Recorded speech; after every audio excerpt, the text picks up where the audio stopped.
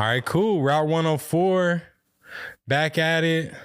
Joined today by the one, the only, good friend of mine, someone who I've known for, I don't know what, 15 or more years now. At least 15. More than that, at least.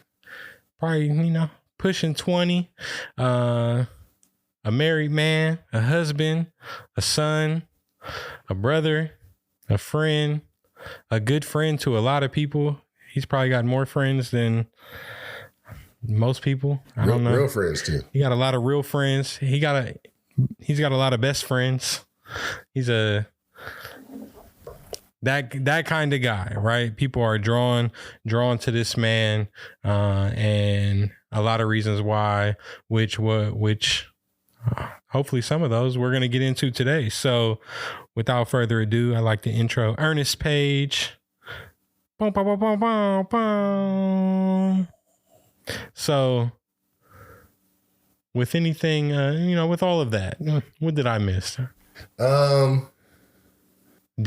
I miss DJ. I mean, that's just one of the things I do. I don't know. I feel like you pretty much covered it. I try to be a good friend. I try to, give out the energy that I like to receive. So I'm glad you highlighted that because I want to be more intentional about that. I feel like for a lot of years I was just stuck in whatever I was doing and in the moment. So I'm glad that people feel like they can call me their friend and rely on me. So I'm glad that people notice that because it's on purpose. For sure. So I intentionally didn't start right with DJ BERN because you can find DJ BERN anywhere on any weekend. Got his own podcast. You want to talk to Ernest or BERN about DJing, put it on record. Yes, sir.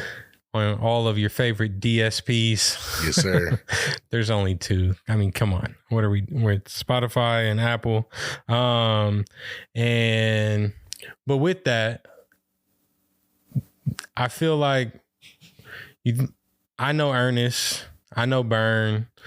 A lot of people only know like one or the other. Would you say Ernest and BERN are the same person, or is BERN do certain qualities come out with BERN that don't come out? And you know what I'm saying? Like, absolutely. What are the differences? Oh yeah, they're definitely different people. I'm also working on not saying I listened to a different podcast. I forgot who it was, but they said if you just take your time and think about what you're about to say, you don't have to fill it in with So anyways. Yeah, put it on the listener to speed it up to 2x speed. Right, exactly. I've never listened to a podcast more than 1x. Anyway, completely different people. Before I started DJing, I was super shy. I couldn't look people in their eyes when I talked to them. I didn't know what to say. A lot of a lot of stuttering. I wasn't outgoing. Just being able to have small talk. And DJing and working at different call centers and doing different jobs has made me better at having conversations. So that's number one. Number two would be just being outgoing and being the life of the party. That's not who I want to be in my private life. I like small circles and intimate time with friends and family. But the DJ is, center stage, the life of the party, the voice of a good time, probably a little more outlandish with some entertainment. Also making content on social media. I never want to show that much of my life to everybody. If it wasn't for DJing, I probably wouldn't have social media at all. But DJ BERN has to use that. So completely different people from those angles, but similarities are just wanting people to have a good time, wanting people to enjoy themselves. I got into DJing to give people a release from whatever they're going through throughout the week, and hopefully I can make their day better by just playing some music. And I hope that I do that in my personal life as well, to be able to entertain or give advice or encouragement or empathy or whatever is needed. So similar and different, but probably two sides of the same coin. Yeah, I feel that. I feel like you're either gonna I mean, duh, you're either going to meet you as BERN or meet you as Ernest, right?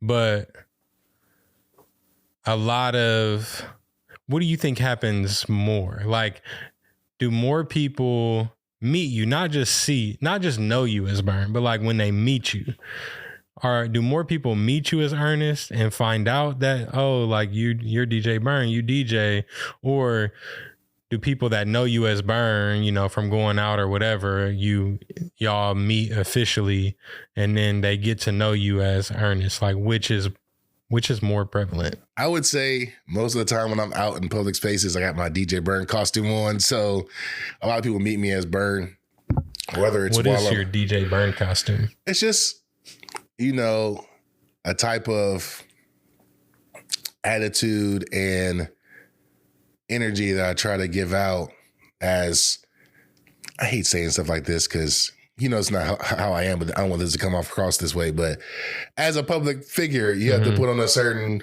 positive energy and to get that reciprocated. I don't want people to think that I'm mean because I got a mean face on all the time. So yeah, when I go out, I like to smile.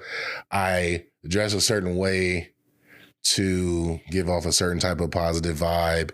And so when people meet me, not only when I'm performing, but also when I'm just in other spaces of entertainment or leisure, they say, oh, that's DJ BERN. And I think very few people outside of my 9 to 5 or meeting some of my wife's friends or something like that, meet Ernest for the first time and then figure out that I'm a DJ. So it's usually they meet DJ BERN first and then they learn more about me DJ BERN wise. And then if it does progress to be more personal, then they learn more about my personal life. How did your wife meet you first? Definitely as DJ BERN. Interesting. I never asked that or thought about that. She discovered me like most people do, just going to Orange Soda and on Instagram. I want to say the fourth Orange Soda, the one that got shut down. She tells me a story all the time of how she was outside and she's one of the people that didn't get in. And I think she followed me on Instagram and I saw we had mutual friends with Don't Fret. Big shout out to Don't Fret. And I asked her, I was like, hey, do you know this person? And she knew her through some family, to not complicate things. And so I did my research like, hey, like, who is this person? And then I started interacting with her through DMs, just casual conversation. And we start talking more from there. So through social media. Yeah. Well, that's interesting. And what does that come up with y'all often? Like this, like doppelganger public figure versus Ernest, who I know you to be at home. Cause like she went through the process, just like a lot of people, of like, oh, this is BERN, BERN, BERN. Oh, shrug emoji, right? Rocking a party, takes his shirt off every night or sweats a lot. You just sweat a lot more when you're DJing. We call that running hot. So I think what happened was, well, let me back up and say, first of all, I think a lot of people have a preconceived notion about DJ BERN and who he is based on partying. And that's not me at all. Like outside of DJing, I like to sit at home and play video games and do nerdy stuff and, read technology articles and build computers and stuff like that. So before her, I went on a lot of first dates and I think people realized like, oh, I thought this would be different. I'm like, no, I'm just a big nerd. So, and I don't know what her expectation was, but I know for sure, I wouldn't have married her if not. I know for sure it wasn't like, oh, I'm looking for DJ BERN. Like she was interested in getting to know who I was. And when she found that person, when she found out who that was, she fell in love with it. I would say, I'll let her tell you, I guess. But yeah, so she went through the process and, it worked out for now. No.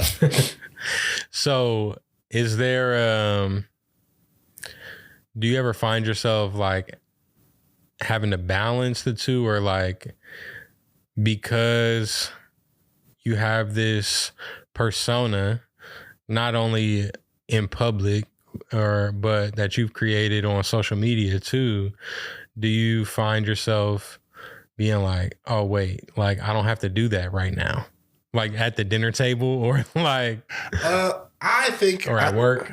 I think I know when to turn it on and when not to. I mean, obviously when there's music playing, or even out in public when I interact with certain people that I only know through DJing. It's small talk, but we have small talk all the time, work, friends, whatever. Yeah. But no, I don't think I ever confused the two. Sometimes I do have to explain to her. We were just having a conversation about me having to explain myself on social media and how she thinks I don't need to do that. And I'm like, I don't think I should have to, but as a public figure, you gotta, if you don't explain yourself, then whatever the narrative is, people are just going to run with it. So it's just things like that. Well, where I have to explain to her, I'm doing this because, I'm a public facing person and I have to, but I never have to do it with her, or I never have to stop myself and say, this is my wife. This is not just somebody in the club. Mm-hmm. Because at the end of the day, I'm always me, except for the 2 to 4 hours a night on the weekend that I turn it on. So, yeah. No, I feel that. What about in terms of, I think you've made this shift to use content creation as a tool to,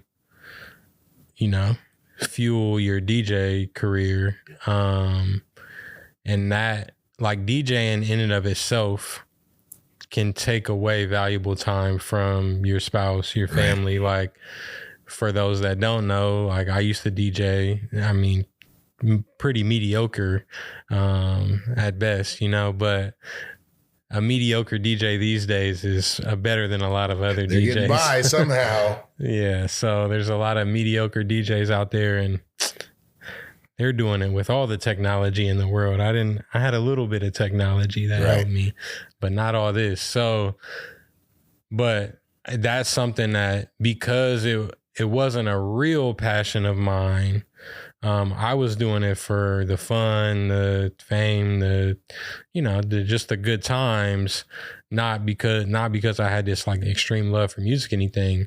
It was real easy. Like once it got difficult, like once it was people, away on the weekends, all night, not being able to make it to Sunday morning church or this or that, like, it got real difficult, and that was real easy because it wasn't this huge passion. I cut it off. Do you see, like, and so DJing in and of itself takes a lot of time. Right. Your book, some Friday, Saturday, Sunday, sometimes on Thursday, sometimes on Tuesday. Yep. And y'all both work jobs during the day. Right. So all the time away is time away from your spouse. And then on top of that, you're adding in like content creation, which is now you're doing that at home when you're at home. Right. How has all of this been difficult? Like, has it been difficult on your marriage, and in what ways? That's actually a great question. I recall before I got married, I was interested in dating somebody, and they made it a point to say, if we dated, I wouldn't go to all your events. And my response to that was, I wouldn't expect you to. You come out when you want to, and when you don't, I'll see you when I see you. The great thing about my wife is that we have an age gap in between us. So she's 8 years younger than me. So she's still in prime, like, going out time. Yeah. So when we first started dating, she would I DJ, she'd come out with her friends, kick it, and then we'd go home together. And then outside of that, she is not somebody that wants or needs a lot of attention, which has actually sometimes been a problem from my standpoint, because I like quality time and touch, and those aren't her love languages. So it hasn't really been a burden on our marriage because it works out. Mm-hmm. She'll come out most of the time when I DJ, if she doesn't want to, she'll stay home and watch TV, or she'll go spend time with her mom, and she's okay with that. Yeah. To this point, she hasn't expressed to me, oh, we don't spend enough time together. But she has said, hey, let's plan a date. Let's have a date night. Take this day off. But it wasn't like a complaint. It was more of a, hey, let's be intentional about it. Right. And, you know, we balance it out. Usually right after work, she needs time to decompress. So I go home and try to get my content done in between those times. But when I'm not focusing on content, I've also been intentional about not just sitting down playing video games or whatever. Like, let me go sit with her and watch whatever terrible show that I don't want to watch with her is on TV, and just sit there and spend time with her. Because she said that's all she needs is just me sitting there with her for an hour. We're also very adamant about always eating dinner together. Mm-hmm. So sitting down, eating dinner, no distractions. And we use that time to spend together. And then after that, if it's, okay, I'm about to go watch football or play a video game, she's like, fine, I'm going to just watch Netflix. So what is she watching on Netflix? Or is she watching what? Love Island Australia, all the Love Islands. Thankfully, she doesn't watch, like the Ratchet TV, the Real Housewives, all that. I heard there was like a whole Ratchet TV streaming service. That all the young I've heard that too. Watching that's what days. Baddies East or whatever comes on. I don't even know the streaming service, and I wouldn't shout it out if I did, because that is ruining our youth. But no, she doesn't watch Love and Hip Hop or none of that. But she does watch like every version of Mean Girls, like any TV series or movie that's based around like high school drama or college drama or romantic drama. She'll watch those, and I'm like, and she'll watch a lot of horror stuff too. I'm like, this is why you have nightmares. But I will say, watching horror stuff and then waking up next to somebody on a CPAP is crazy. Bro, I'm waking up next to Bane. No, I did watch To All the Boys I've Loved, all three of those movies. Those are actually pretty good. Probably because the girl was Korean and they went to Korea in it. But yeah, so we spend the time, we make time to spend together, but she understands that this is income for me and that I need to focus a certain time to creating content and DJing, and we always have a balance. And we also talk about, I can either DJ this weekend, we can make money, or we can go out and we can spend money. And it's usually like $1,000 swing. So I'm like, what you want to do? She's like, go make that money. Yeah, that's definitely, there's definitely a balance. For me, I think I'm going through the same stuff right now with the media business and thinking about, I can make money or not. And I'm cool. Like, I went 2 weeks in December. I took 2 weeks off of work in December. And them same 2 weeks, I took off from the business to be intentional about just being home, because it had been so busy every weekend, almost every weekend for the whole year, losing time. And, I think it's important to now there was a threshold, right? You said $1,000 swing. There was a threshold, and my threshold was if anybody call over 600-800, man, I might jump in there real quick. But nobody did, and I turned about 4 of them 250s down, So, but it was important, and I think that's the balance that you have to play when you have a job that requires that those non-traditional work hours. It's on y'all to work that out together. And I think we're also building towards not having that 9 to 5 and being able to make this the full-time thing. And, the flexibility of doing this when we want to do it makes time more available for all other things. And we've also talked about, I don't know if this is coming up, if we're blessed enough to have children in the future, how that's going to look with me working in a nightlife. Is that one of the questions coming up? Okay. No. Okay. So, same thing. She's like, be here when I need you to be here, but we also understand that you got to continue your career. So just make sure there's balance. And, all relationships, especially marriage, is based on communication and expectations. So we're talking about that now. Of course, it might change when a child does arrive. Yeah. But it's not going to be, she's obviously not going to be out with me when I'm doing that, but that's not going to stop me from going out. And, I'm not young no more, so I always come straight home. and you know, I can come home and do what I need to do. So yeah, I think especially with that, one way that I'm starting to look at it is like, even with my full-time job, is everything,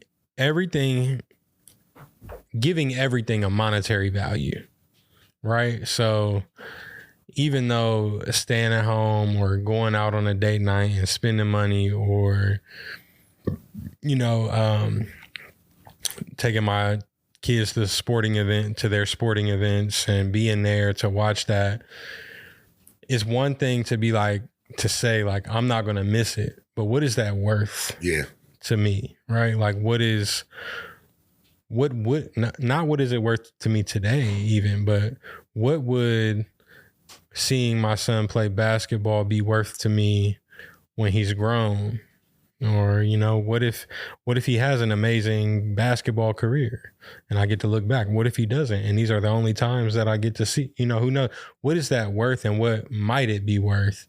And I kind of, some of those things are priceless, and the priceless things, there's no negotiation. Like, right. There's never going to be, you know, and it could be to the detriment of my business that, oh, we got a basketball game. Like, I mean, short of a wedding paying me buku money, like, right. But that's not happening during basketball season. Right.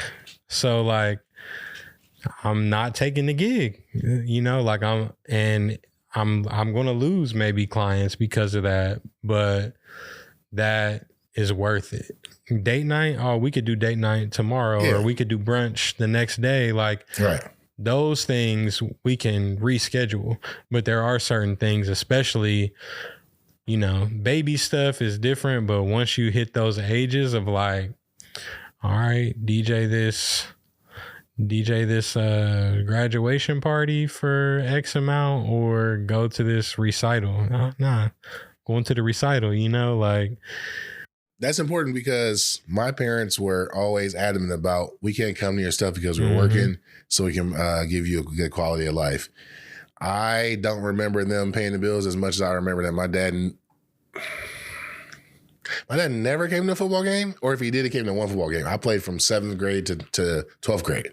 Right. And my mom probably came to 2 or 3. She definitely came to senior night, which I just walked across the field and left because I was suspended. Still late on the bill sometime. Yeah, like, still, like, you know, and it's not like I had money for college because of that. Right. Like, we weren't on welfare, you know, thankfully, because they worked hard for that. But I feel like if they wanted to, they probably could have made a little bit more effort. And I don't fault them. I don't fault them for that because, as you know, a lot of parents just be winging it because they don't know what to do. So it's the first time. Yeah, so they're probably just winging it and not knowing what to do. But that was definitely a lesson I learned, is that while there be, you know, I played probably over 100 football games in my career, and missing one or missing two might not mean a lot in the moment, but I'm going to remember that who wasn't there. Yeah, and it'd have meant a lot more if they were there, or if they, you know, configure things a little bit more to cater to the family as opposed to just finances. Right. Yep. And I mean, those are really important things. Again, like, our culturally, for how many years in this society, especially here in America, have this traditional like 9 to 5 or like men just work and work and work mindset. But just over the past few years, we've seen such a big shift in the way that we work in this country, working right. from home, having more flexibility, and people quitting their jobs to pursue creative endeavors or just create their own businesses to have that flexibility. I hate Gary Vee, but I ran across the thing Gary Vee was talking about the other day. He was just like, men can be stay-at-home dads too. Like, if you want to do it, figure it out and do it. There's nothing wrong with that. And so, yeah, I think it's just good to be thinking about that, especially, you know, y'all don't have kids right now, but to be having those thoughts already of like, how are we going to manage this because I'm not giving this up because this is what I want to do full time. But within that, what are the boundaries, you know? So, yeah.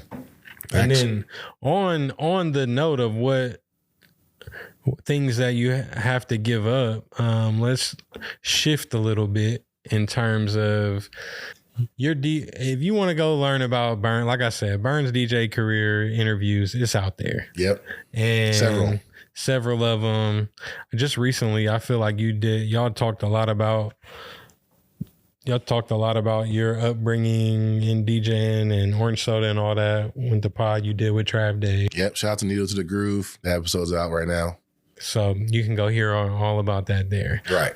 And something either on that or another one you talked about was just coming up DJing and kind of what that did for you physically. Mm-hmm. Let's get into that a little bit because we talked a little bit about DJing and nightlife and all that, how it's affected your marriage. When you're younger, I would say like, let's do like before LA, post, during LA, after LA. Right. So you start DJing, being out, drinking, eating late. Right. What did DJing do to your physical health before leading up to your move to LA? I mean, DJs live an unhealthy lifestyle, even minus illegal hard drugs. There's just a lot of alcohol and food and late night eating and not properly hydrating, not getting enough rest. And that takes a toll on you. So big shout out to Club Onyx, who had amazing wings. But yeah, just being in the club, eating, buffalo wings, drinking Ciroc, eating White Castles afterwards, going right to sleep, waking up sluggish, waking up late in the afternoon, too late to work out. It definitely took a toll on me. Like you're already, even then, like you're living a college lifestyle already where most people don't care about, like they lose that health. They're real active in high school, playing sports, doing whatever. Not everybody plays sports in college. You lose some of that anyway. And then on top of that, you're eating late, doing what you're talking about. So. Right. Yeah. So that could definitely take a toll on you physically and mentally. And that was before LA. When I moved to LA, I was DJing less, but just being in a more active area, more active lifestyle out there, better weather. I think in the Midwest, since it's cold, we get comfortable with being bundled up and in the house. So it doesn't stimulate a physical activity like LA does. So I was DJing less. I was able to rein in my health and lose a lot of weight. I was way more active. Came back to Columbus. So when you say rein in your health and lose a lot of weight, you had I feel like this was the beginning of your social media prowess. Like you were on social media as just another person that was taking social media in, right? Like you were posting, but in LA, what was it that it was just the culture out there that made you like, because what you remember the numbers, because you were what were the numbers, because you started a campaign on social media that was BERN 200. BERN 200. So before I moved to LA, before I said I was gonna move to LA, I was well over 400 pounds. And then when I said I was moving to LA, I guess my mood changed because I was. And you weren't, but even then, like when you were in high school, you talk about you played football for. Oh yeah. So when I was in high school, I started high school at 140 pounds. I graduated from high school at 180. I think it said 190 on the program, but we was definitely lying. I was like 185 with boots on. And so going to college afterwards and being in college, I think by the time I started DJing, which was maybe 5 years after high school, I was probably 250 or something around there. And so from there. And that's like your college, like you're a little bit overboard. Yeah, but and not like just being an adult and growing up and your body maturing as well. So it wasn't crazy. I was still a lot more active. And then when I started DJing from 2007 to 2012, it got well over 400 pounds just from, eating and being lazy. and also being an emotional eater, which is a whole nother story. And so got to LA one day. You know, what happened was when I first got to LA, boom, I had my first gig the next day. Then, you know, shortly after that, doing gigs in Hollywood, doing mansion parties, Chris Brown, Nick Cannon, all of that. And then all of a sudden it just stopped. I don't know why. I really went out there without a plan. So all the stuff I was getting, I was really looking into it, and then it just stopped. And so I was looking back and saying, like, I moved out here to do something and make something of myself. And I don't want to be next 12 months and not have anything to show for it. So I told myself, like, you know, with DJing, people got to book you. People got to like what you do. They got to give you opportunity. Losing weight, because I seen everybody else active. We're on the beach, people with their shirt off. I'm like, if I focus on losing weight, which I need to do because I'll be way more active. If I eat right and work out, there's nobody's going to say, like, no, we're not going to give you this opportunity to lose weight. If you do this, this will happen. Like, it's very simple. So that motivated me, That motivated me to just, I'm going to do something that people back home will be proud of. Yeah. And so I remember, like it was yesterday, I started first in 2013 at 380. And by August that same year, I was 240. Yeah. So 140 pounds in 6-7 months. And then I started, you know, it got less consistent, but eventually I got down to maybe like 180 pounds lost. I think my lowest was 236. And it was really because I had nothing else to do in LA but go to work and come home. Yeah. So I would walk to work. No, first I'd get up, go to the gym, and then come home, eat, walk to work, come home. And between working out and going to work, I was so tired, I would go to bed like 7, 8 p.m. and then wake up at 5 and do it again. And then just keep doing it. And I wasn't DJing. I had nothing else to focus on. So I'm like, I'm just make this a goal every day, make it a weekly goal to be consistent. And because I had no other distractions, because being an emotional eater doesn't mean just negative emotions. Yeah. And also positive, like, you know, when you do something good or you get an award or you win a prize, or you make some money, it's like, oh, let's go celebrate by eating food. So right.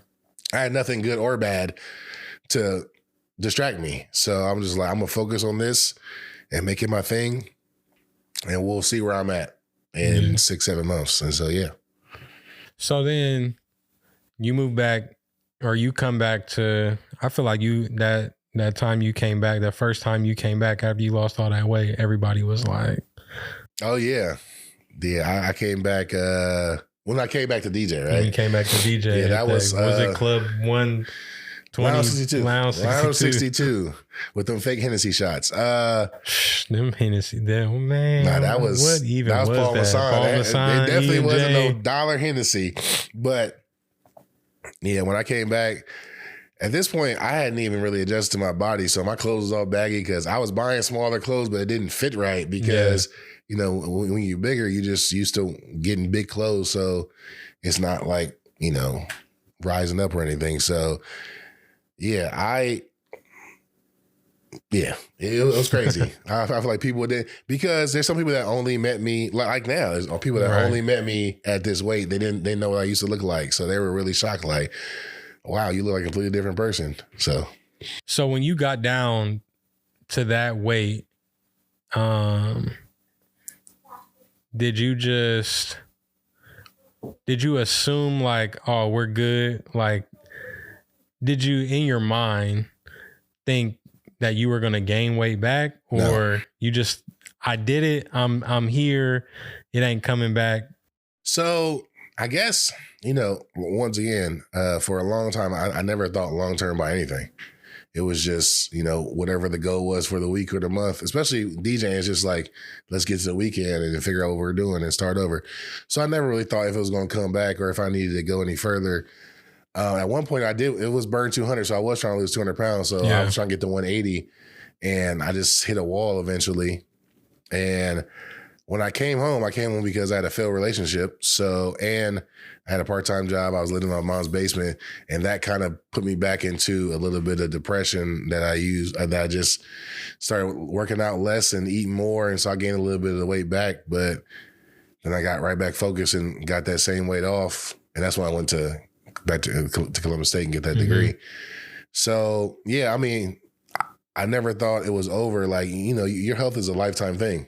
Right. As far as like being on the journey and all that. And 200 pounds was always the goal. So I never really got there, but I guess I never really thought about if it was going to come back or not, you know? Yeah. So in terms of where you're at now, do you still, is DJing and the nightlife, do you attribute a lot of the fluctuation with weight? Do you attribute it more to that, or just more to your, like you said, depression, relationships, or a combination of like all of it? Now it's definitely not DJing, because I don't really drink when I go out. I turn down drinks all the time, or I just drink water. I've recently, in the past 12 months, made it a habit to not eat afterwards. So, and then I was go to bed and eat in the morning. So now it's really just finding a good routine. Yeah.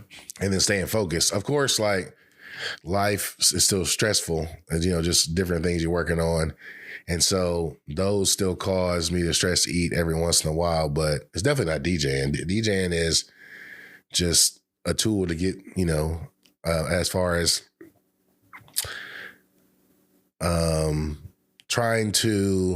it's the other things I'm trying to accomplish that stress me out, right, that get me off my square. But shout out to my wife. I feel like a lot of men don't take their health seriously. They don't go to the doctor as much as they should. My wife made me. Once I met her, she's like, when the last time you been to the doctor? You might have diabetes. You know, you need to go get checked out. And for the longest, I'm like, you know, whatever. I'll deal with it. You know how men are. And because of that, I went to the doctor. I got diagnosed with type 2 diabetes last year. I also finally got a CPAP machine because I actually went to a sleep doctor and, you know, got that taken care of. Yeah. And since then, I'm sleeping better. And that's really like, you know, all this stuff, all these health issues just pile up and it make it harder to work out. Yeah.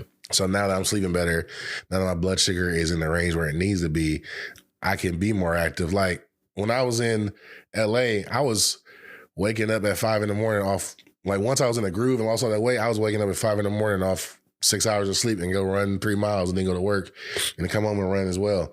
And it's because I actually slept well. But these past couple of years before I went to the doctor, I would sleep 8 hours and still wake up tired because of sleep apnea, because my blood sugar being so high. I sweat a lot during my sleep because of the blood sugar. And now that I've actually got the right medication and diagnosis, I'm sleeping better, which makes me more active in the morning. It's still hard to work out. Yeah. Like, I used to go run on a treadmill all the time, and I can't do that now, but I can at least go work out consistently enough to make a difference and have enough energy to prepare the right foods so that I'm prepared, so I don't just go eat fast food or whatever. Yeah.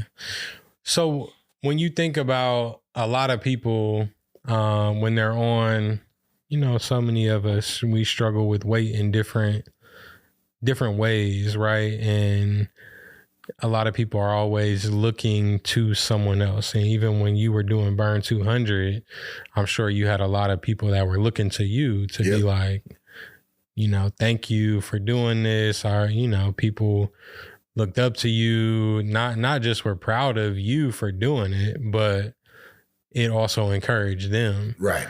So 2 things. Is there anything that you remember during that time that somebody like said or that, you know, spoke to you about that influence that you were having? And then 2, like now that, you know, you're again working to lose weight, and are you looking to someone else, or do you now look to yourself to know that I already did this? Like, what is that motivating at all, or is it not? Okay. So to the first question, There's two people specifically. I'm sorry, I don't remember the first person's name, but I was definitely in the club at like 2016, 2017. This guy came to me. You know, it might not have been in the club. I think it was outside the club. Because when he came to me, he's like, BERN, you DJ BERN, right? You know, I'm like, yeah, well, yeah, of course you. Yeah, I know you know me, whatever. What club you see me at? That's what I was thinking. He was like, nah, I saw your story online. It was inspiring, man. I actually lost 50 pounds because I saw your story. And so now I'm in better shape. I feel better. I just want to thank you for that.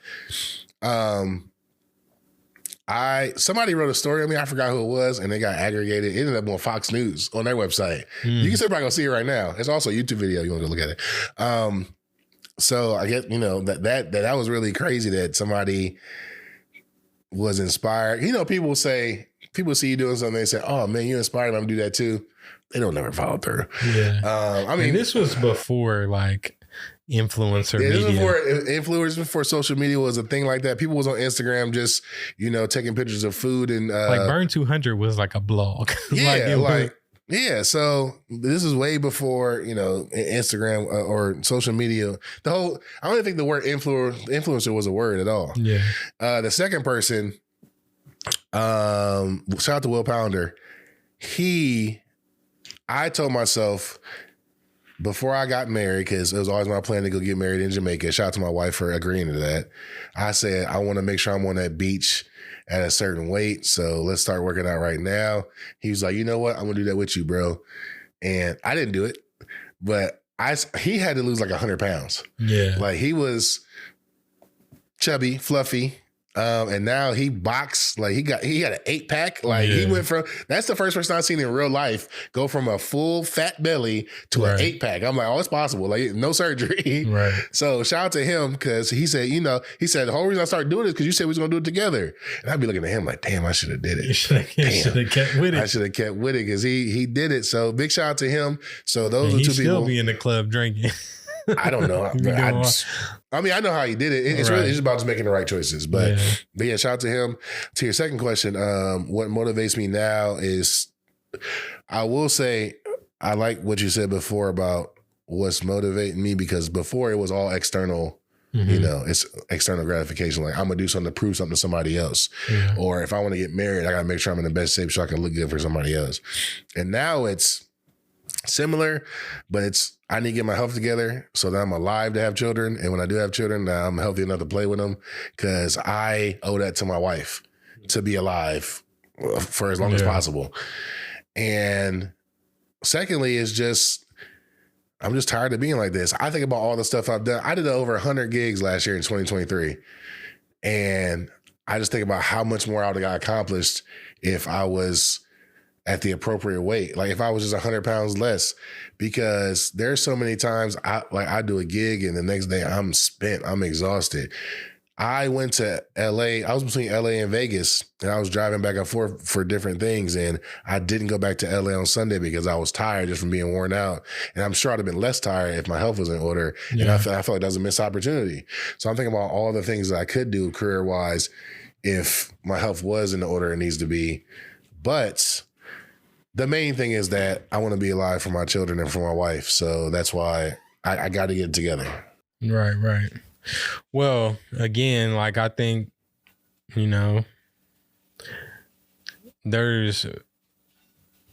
for me, I look back, there was a point that I dropped 30. I feel like both of y'all, you and Tanisha, when I was doing that, you started running. Remember we did that 5K? We did the 5K together. Yeah. That was all during that time. I was able to drop 30 and, I kept that off for a long time. And then I was between like 190, 200. And I mean, my goal is like 175, but I was in that range for so long. And then it was just like normal. Like I can do whatever and stay in this range. And then all of a sudden I went to the doctor last year and she was like, 209, you're up. I'm like, and I ate good this week. So that probably is like 212, 215. Right.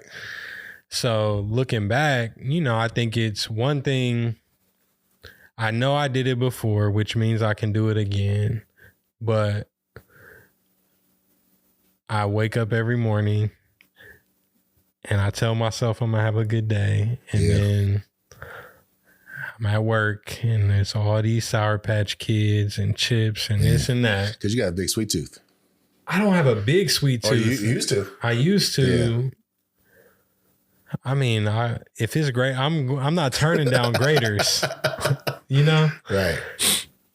I have an 11-year-old, a 7-year-old, and they love ice cream. Yeah. I mean, you know, I gotta take them. Yeah. You know, I can't not. Right. So it's really like that mental state when you think about, you know, right now what you're doing,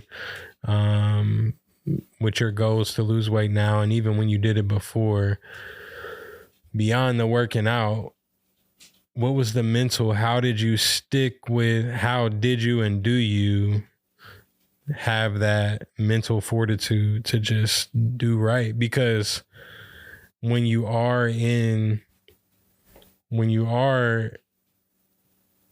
know, at a certain weight or struggling or whatever, like,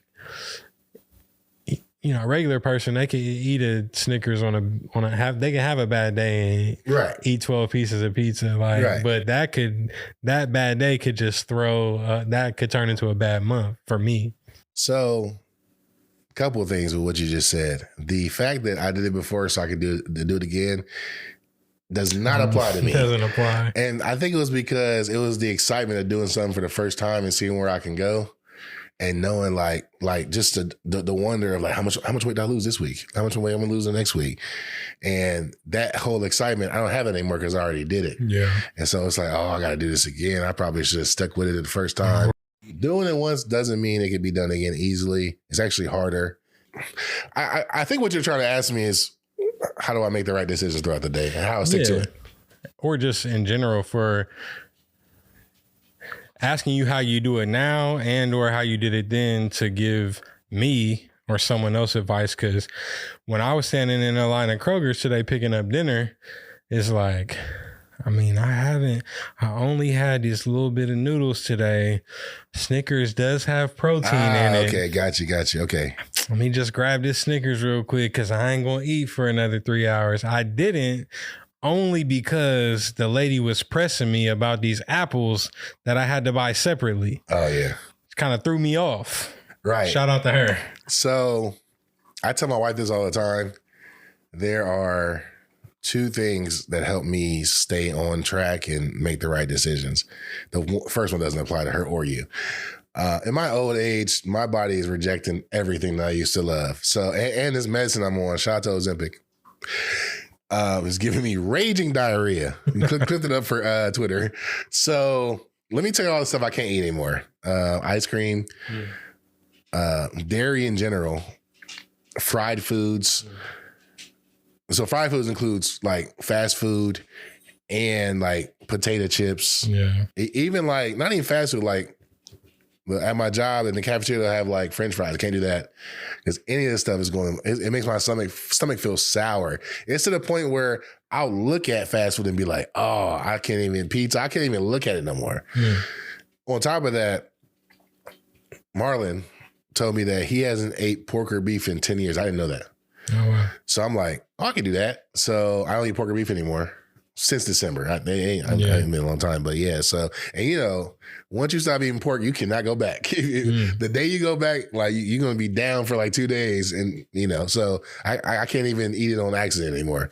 So I'm eating just chicken and fish and carbs in general. Like I feel like you used to kill some pork rinds. Oh, so I used to. That used to be my go-to because it was, you know, no carb and high protein, well, decent protein. But now I can't even do that. I can't eat beef jerky. So I can't even snack right no more. Right. So, and on top of that, I'm taking my blood sugar every day. And this is the thing about going to the doctor. You go to the doctor, then you go again, your numbers get better. And then you go again, the numbers don't get better. You can't cheat those numbers. She gonna know whether you're eating right or not. Right. And you can't blame it on the medicine. So the first time I went to the doctor, my A1C was, if you guys didn't know, it's supposed to be under like 7%. Mine was at like 15. And my blood glucose was like 390. So it went down. Next time I went, the A1C went up a little bit, and I was like, yep. See, I tried to, between those 3 months, I tried to eat right the week before I had to go see her. You can tell by the numbers. So all of that, every time I look at a candy bar, I'm like, my blood sugar about to go crazy. I can't even do it.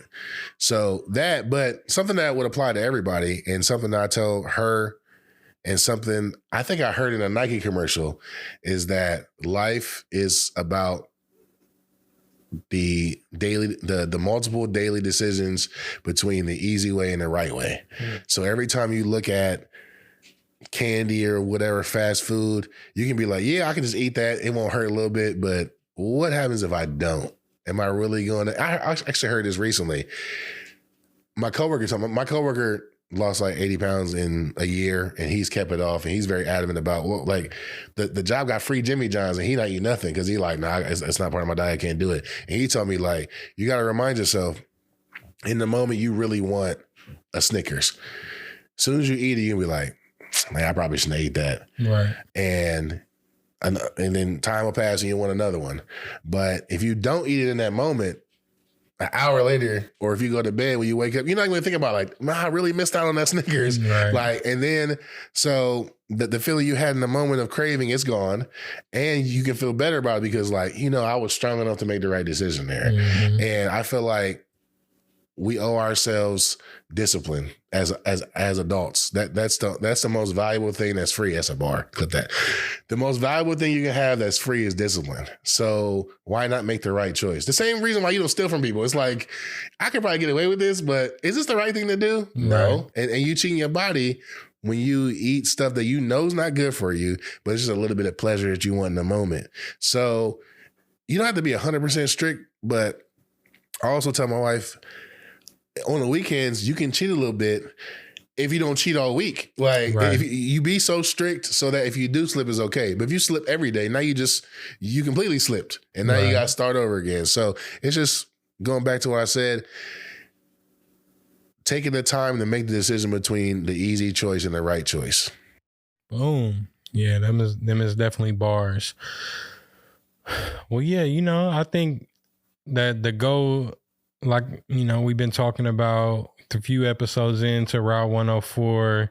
The goal here is Route 104 was a connection to everybody in my life for me. So my goal here is to use this platform to connect others, not just with what they're doing business wise or personally, but also, with what's going on in somebody's life. And I feel like you have a bunch of stuff, a bunch of stories, and a bunch of stuff that connect with others on. So hopefully, there's a lot of gems in there that people can pick out, whether that be from your DJing and relating that to your marriage, or your weight loss and weight gain and weight loss, and, your outlook on that. And, I just, even with that, I commend you and anybody who has, who's going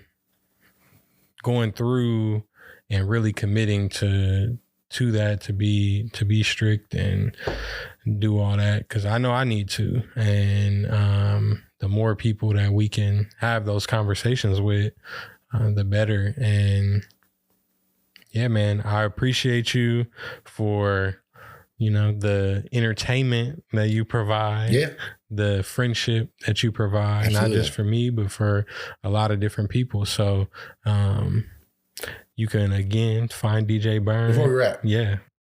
I do want to share with y'all that since I got my diagnosis, I lost 35 pounds. Hey. And we on track to keep it going. And if you don't take anything else from this, take this gem that 6 months from now, you could either be in the exact same place you are right now with what you want to do, or you can be progressing. And it's really up to you. I don't want to be, this March will be 11 years since the first time I started losing weight. And every year I think about like, man, I'm not where I need to be. And this year's gonna be different. So, like I say, you owe it to yourself to be disciplined and make the right decisions.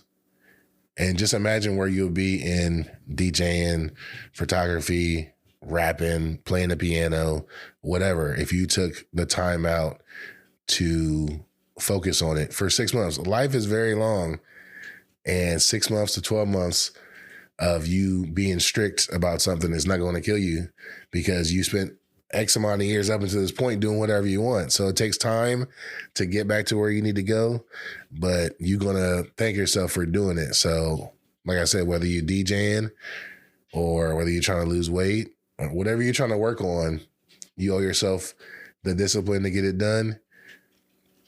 And also for the stress eaters out there, don't compact your problems by making more problems.